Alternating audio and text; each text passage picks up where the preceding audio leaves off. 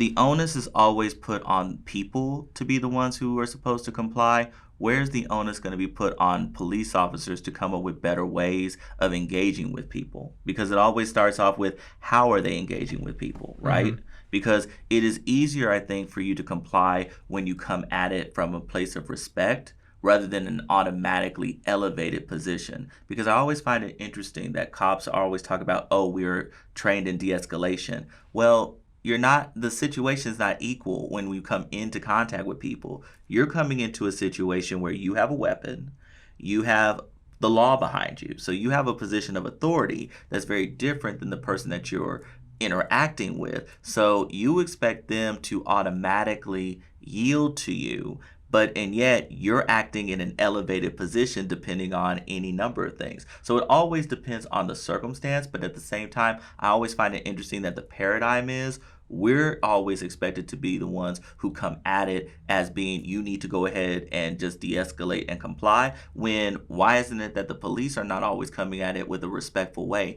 Now granted, it's going to depend on the particular situation, Yeah. but at the same time, I think that that's one of the problems, is that you're always putting the onus on people to be the ones, whereas cops can come into the situation and elevate the situation, and it's just trying to be at an equal footing so that we Right. all can resolve the situation. And they do, they do definitely make mistakes and elevate the situation unnecessarily sometimes.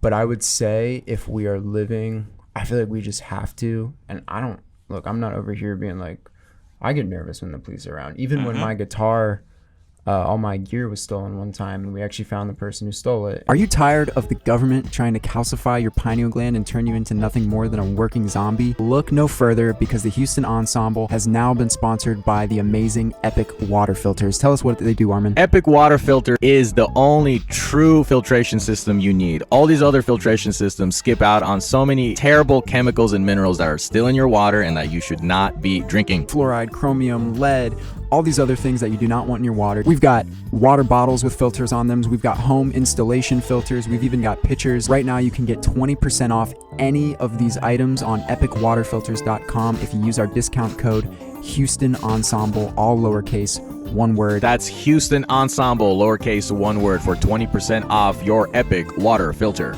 We're trying to get it back. Then we called the police.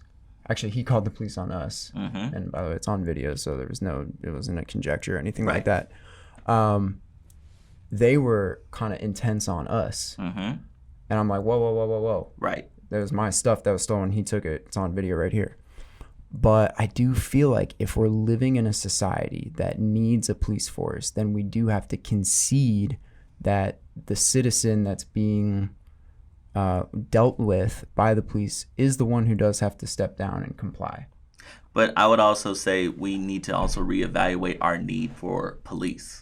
And in what instances do we need police? Because we don't need police in every single instance. Because in all honesty, police don't necessarily prevent crimes. Oftentimes their job is to come and basically collect that information, and that's it. Right. So that's the other thing that I think that we also need to challenge ourselves in thinking about is, why do we feel the need for police, and in what ways do we need to utilize police? Because oftentimes, I always question this, is that when they say we're here to protect and serve, that is not necessarily the case, because it's like, who are you here to be in protect and service of? Because if you ask many Black people, we're not the ones you're centering when you're thinking about protecting and serving. You're centering other people, or you're centering this property over my life. Yeah, and I would even go a little bit further than just saying not Black people. I would probably say more low income. That too. And there's a high percentage of Black people in low income, but it applies to everybody, especially in a city like Houston, where it's so big and it's the most diverse city.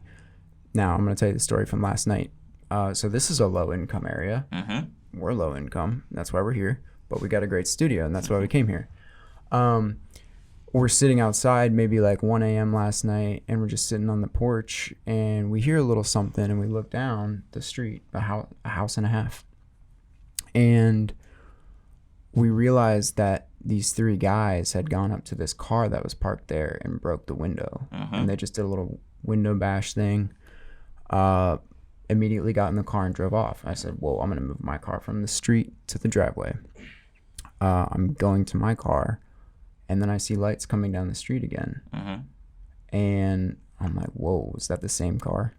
And it was the same car, and they were circling back again. And I'm in my car. I pull into the driveway. Thankfully, I've got my piece on me, so we're not worried about it. But I'm pulling in, and they pulled just past our driveway a little bit, to maybe a couple cars down. And they just sit there. And thankfully, Armin came back outside to just kind of watch. Right. And they just sat there. And then they left once we were just standing there kind of watching. And then moments later, and I'm not saying it was them, but moments later we heard gunshots right around the corner. And so we're like, well, what do we do? And they're like, well, he got everything on the car, so let's call the police. Call it into the area. We just witnessed a robbery. We heard gunshots. We need police in the area to patrol, especially because we're right next to this club, which is bumping every night. So that was an instance last night where I was like, okay, that makes me feel better about having police in the area. What do you say to that? So the things that I would say to that is, in that particular instance, what I'm immediately thinking of is a lot of the other systemic issues that surround what occurred. So I'm thinking of like why they're robbing. So first off, the why they're robbing is that from a place of lack, and how do we address lack? Because oftentimes that is what happens when people engage in criminal behavior or perceived criminal behavior, is because of the fact that they're having to solve something related to lack. So is that because this individual does not have access to education, which then doesn't give them access to jobs to where they feel that they have to steal? Is this because of a fact that they are so I will deal with that first. But what the other thing is that I would think of is, you know, if cops were patrolling in the area, what could they do in that particular situation? You know, maybe it could prevent them from in terms of engaging in that particular behavior. But for me, the thing is that is one instance in which case they're doing their quote unquote job of protecting property, which could have prevented it. But at the same time, we got to deal with the root causes that lead to people engaging in criminal acts, and that's often where I feel like we mess up. As a society, is that we don't deal with that. Instead, what we automatically want to do is be reactive to the situation, which is then lock them up. And then you're just perpetuating the cycle, because then once they're locked up, they have a criminal record. They're not able to get a job. They now feel even more of a sense of loss, and now they're going to engage in recidivism. So why are we not doing things to where we can improve our society to where people don't feel the need that their automaticness is to go and rob somebody? I agree with that. I'll say one thing and then you say it. The only thing I say to that is we want to be careful that we're not essentially giving them an exemption to rob people because they are in a hard situation. I don't think it's an exemption, though. What I think it is once again, why are we not addressing the root causes of the situations that lead people to robbing? It's not an exemption.